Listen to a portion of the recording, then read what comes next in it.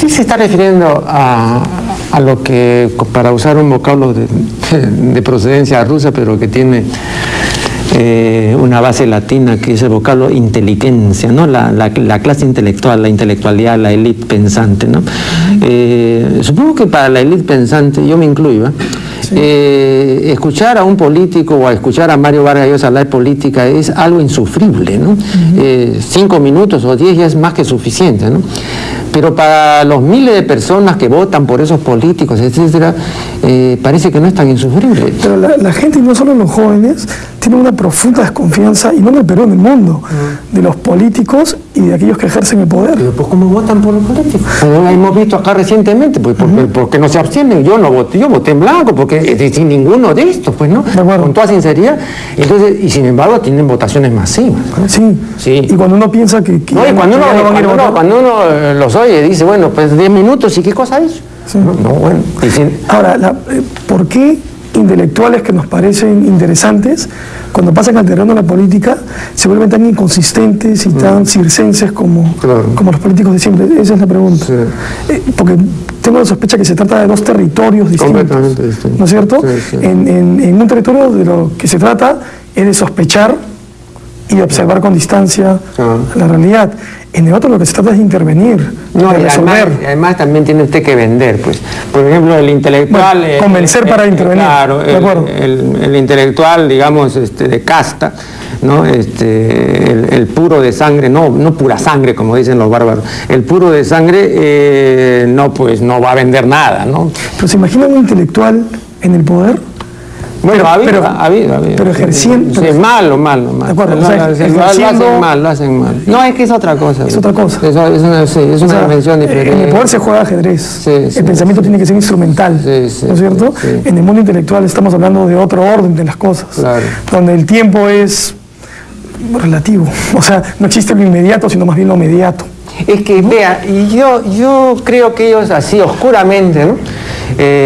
Más o menos entreven algo que más o menos lo juzgan peligroso y por lo tanto deben eso mediatizarlo y camuflarlo y solaparlo para que no lo aprecie en su debida dimensión la gente, ¿no? Entonces tenemos un establishment, ¿no? Un statu quo, ¿no? que vende una serie de imágenes y que reparte lugares comunes, etc. Porque hay otras cosas que, lo he dicho más de una vez, tocante a lo sexual, son sistemáticamente ocultadas a la población, ¿no? Le voy a decir algo que le puede interesar con respecto a los jóvenes. Vean. Desde hace ya mucho tiempo, yo sostengo que una serie de hallazgos, de descubrimientos sexológicos realmente importantes de los últimos 50 años, ¿no? Son prácticamente desconocidos por gran público. Muy bien. Ahora bien, la pregunta es ¿por qué esto no se ha divulgado? La respuesta, en principio, es porque no conviene. Ya.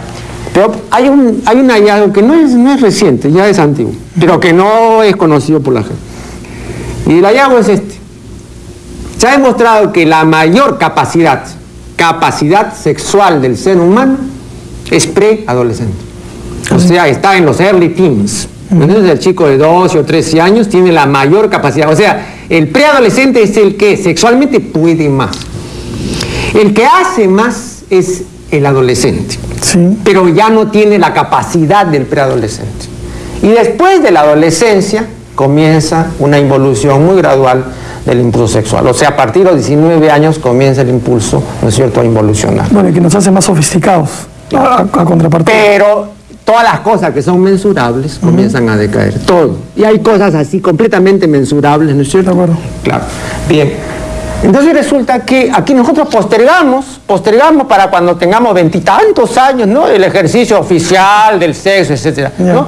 O sea, vamos pues completamente contra todo lo que ha descubierto la ciencia, que dice, no, pues deberíamos comenzar a los 12, no a los 13, porque ahí estamos, pero no, con 100 puntos. Ya después comenzamos a bajar y cuando nos casamos, si nos casamos estaremos pues con 48, 50 puntos, ¿no? Ahora, ¿por qué esta negación de la sexualidad adolescente, de la sexualidad preadolescente? ¿Por qué este engaño, ¿no? ¿Por qué este ocultamiento sistemático, ¿no? ¿Por qué? Esa es una pregunta que le hago. Ahora, pero digamos, sobre sexualidad adolescente y juvenil, es un asunto que no puedo decir mucho. La primera hipótesis que se me ocurre cuando lo escucho es que una cosa es el tiempo de la biología y otro, a veces corresponden, a veces no, es el tiempo de la cultura, ¿no? Es decir, si es cierto que las personas a los 12 o 13 años tienen mayor capacidad o potencia sexual, bueno, esa es una condición. Pero tienen la triple capacidad de la potencia, o para usar un término guachafo, porque así decía el doctor Raúl Ferrero Rebagliati cuando hablaba de la superpotencia, decía, ¿qué guachafería es eso de superpotencia? Carajo, no me jodas, superpotencia. No, bueno, pero digamos, hay una superpotencia en punto al sexo. De acuerdo, pero ese es un tiempo, es el tiempo de la biología y esa es una condición sobre la cual los seres humanos interpretamos y decidimos y actuamos, ¿no es cierto? Y bueno, nuestra sociedad pues es una sociedad que trata el sexo por un lado como una gran enfermedad que nos pervierte y nos corroe a todos, y por otro lado como algo tan sagrado y tan divino que casi no merece ser tocado. Entonces, entre esos dos polos, la gente tiene muchas dificultades para vivir de manera equilibrada, de manera matizada, de manera feliz su propia sexualidad, ¿no es cierto? Pero digamos, en el caso de los jóvenes, sí he revisado investigaciones donde uno encuentra que los adolescentes o los jóvenes, según cómo los definamos, son profundamente conservadores en lo sexual. Un nuevo corte y luego continuaremos esta conversación.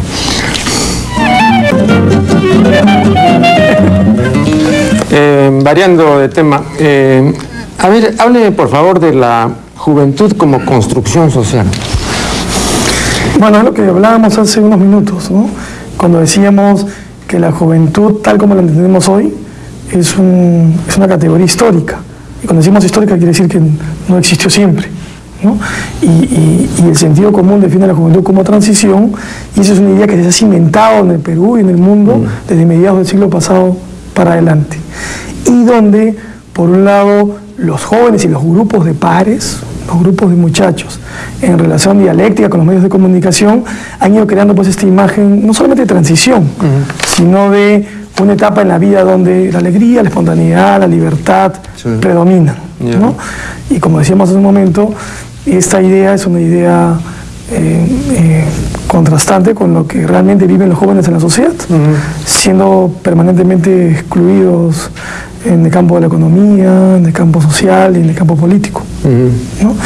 Entonces sí, es una construcción social porque es una categoría histórica. No siempre la juventud ha sido como creemos hoy que ha sido. En los años 60 y 70 efectivamente las vanguardias políticas y culturales tenían rostros de jóvenes, pero hoy no. Hoy más bien los grupos más conservadores tienen también rostros de jóvenes, ¿no?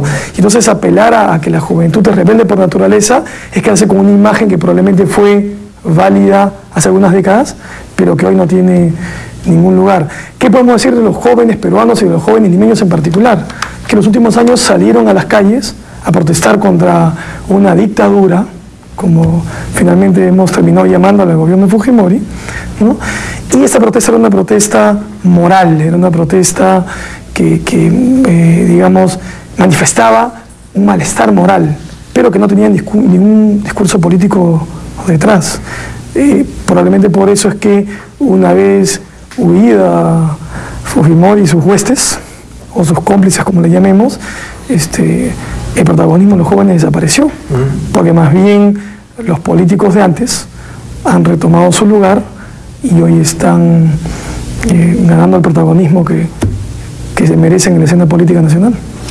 Ve, aquí en la página 124 veo una antología Crash Boom Zap, ya, y entre los términos que figuran aquí veo con K, carpa. Sí. Ya, dice Homo erectus, acción inesperada que hace notar la presencia del bulto al palo. Bien, le pregunto, ¿esto es jerga de los últimos 20 años o 30 años? Esto es jerigonza contemporánea. Ve usted, lo que es curioso, en 1960 53, cuando estaba yo en el colegio. Recuerdo perfectamente una ocasión, una clase con el doctor Vicente González Montolivo, que nos enseñaba literatura, que en paz descanse. Él mencionó esta palabra. No me digas. Sí, y dijo, entre jóvenes, cuidado con las carpas nocturnas, porque no va a haber sábanas que aguanten, ¿no? Las carpas, y etcétera, ¿no? Y entonces por eso ahora yo digo, por lo menos esto tiene medio siglo. Y claro, me hizo pensar entonces en la vigencia de términos bastante antiguos que hoy pasan quizá como jerigonza de los jóvenes, pero que en realidad no lo son, ¿no? Bueno, ya justo discutía sobre el valor de la jerigonza, ¿no? Sí. Y yo sostenía que la jerigonza, por un lado, es un ejercicio lúdico, creativo, que nos permite reventar las palabras y encontrarle nuevos significados, nuevas connotaciones. Y en ese sentido me parece que la jerigonza no es ni mala ni buena, es un ejercicio literario. Pero por otro lado, la jerigonza puede convertirse en un sustituto de las palabras, puede convertirse en palabras que por un lado se vuelven tan genéricas,